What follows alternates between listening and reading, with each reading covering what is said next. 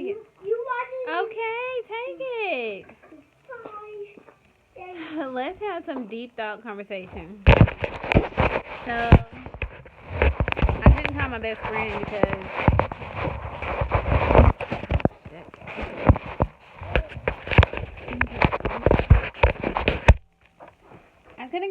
friend because she works at the daycare. Okay? But I can always talk to YouTube, okay? Counseling costs way too much money. Turn it all the way down, babe. Turn it all the way down. I'm annoyed. I'm hacky annoyed right now. Like, AJ's pissing me the fuck off. So, I see. Just stop being loud, okay? Don't bother me. Shut the hell up.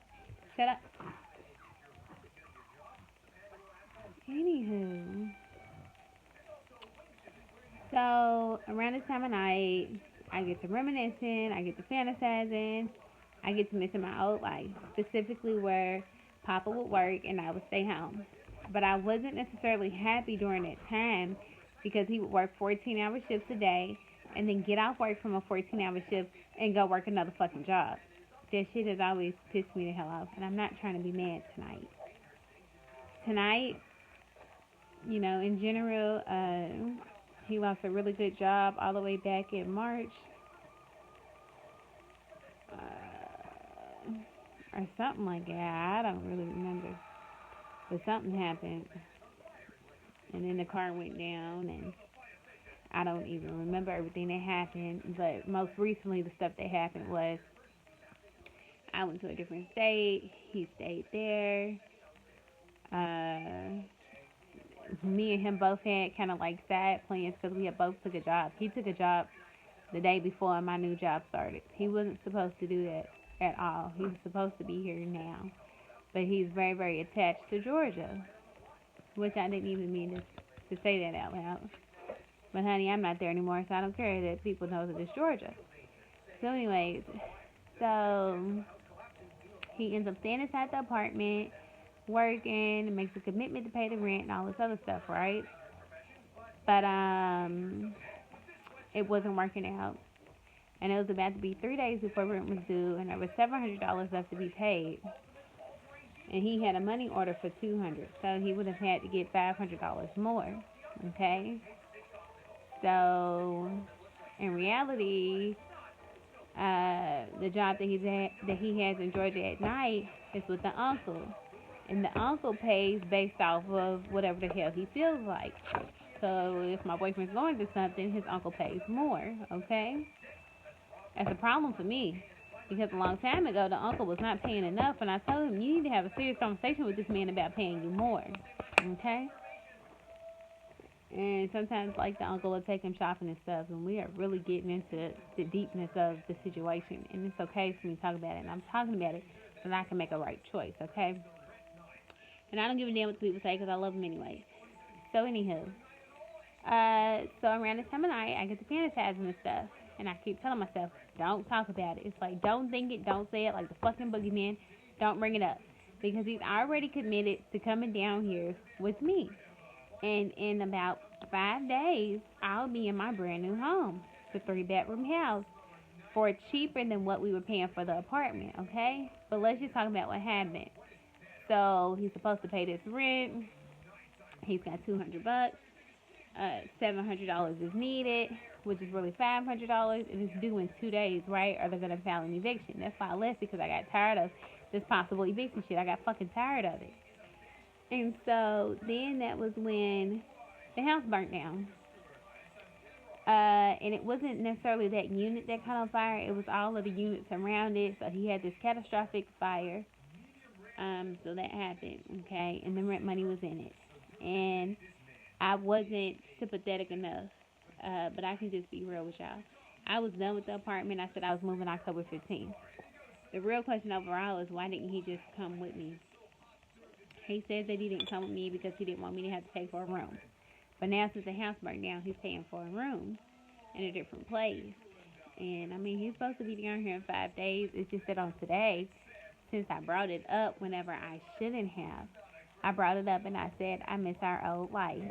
And he goes, turn it down a bit. Turn it down, Lamont. And he goes, We can have it back. You just gotta come back. And I'm like, where would we live at?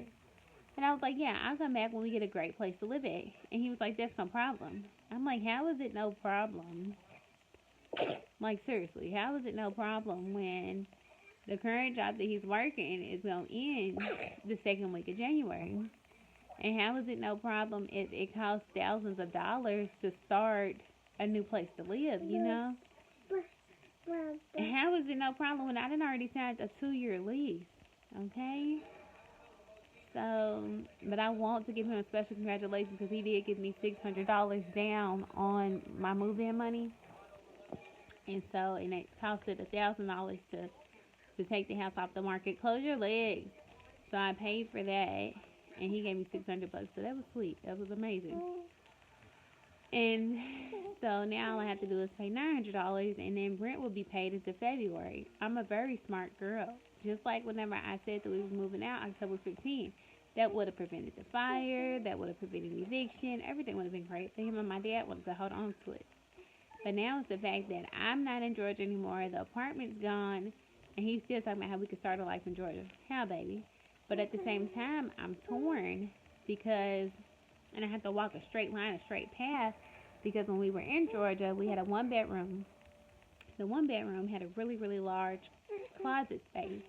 And before I moved in, I looked at the layout, and I'm like, yeah, I could turn our closet into a room. So I did. I mean, I only had the baby and AJ. But then sometimes Journey and Zay would come and visit. So there were days where all of them were inside what we used to call the tiny room. And I was like, it's fine until they start to notice. And so then once I got back here, they started to notice, and they was like, are we still going to have the tiny room? And I'm like, no, I have us a house now. And it was like, wow, we could finally have our own room. Now, my children have had their own room several times, okay? I just recently had moved into a one-bedroom because rent in Georgia is extremely fucking high, okay? But they've been having plenty of space. My place before that was not that small at all. But part of me, that submissive wife in me, that Christian in me, it's like, okay, drop everything and go be with your man. Be home, be with your man. But I finally got my dream job, which is actually a career that I can actually take care of my family with. And, I still have to get my car fixed. But truth be told, if there's any money to move or any money to do this or any money to do that, he needs to go ahead and pay back that large-ass credit card bill, okay? And he wasn't even supposed to be paying for the room right now. And all that money could be going to pay back the credit card bill. But I think about stuff long-term. And, this is my second time falling deeply in love and preparing for marriage. But I had a marriage before this. And, honey, he was not smart with money at all. Okay, so, yeah. And I'm not going to be a dumbass. I'm not going to be a fool for love. Honey, I love you, and I do think that eventually he'll come. But on the other end, I love him so much that I don't want him to feel pain. I don't want him to hurt. So when he comes, I'll be the one working, and he'll have to stay home with the baby. And we are applying for jobs, and he does have interviews and stuff set up. It's just, I feel bad that he's going to have to sit inside the house and be bored for a while. But at the same time, he only did it for a week. And so this time it's time for him to do it for a little while. And before you know it, my baby will be older. And she'll be able to fend for herself at the daycare. But right now, I need him. But right now, I really need to be deeply grounded in myself. And I'm actually quite proud of myself because I'm not blowing up his phone. I'm not crying. I'm not keep on asking him, do you want to come? Do you want to come? Do you want to come? And I keep on asking him that. Why? Because he's already told me that he's going to come.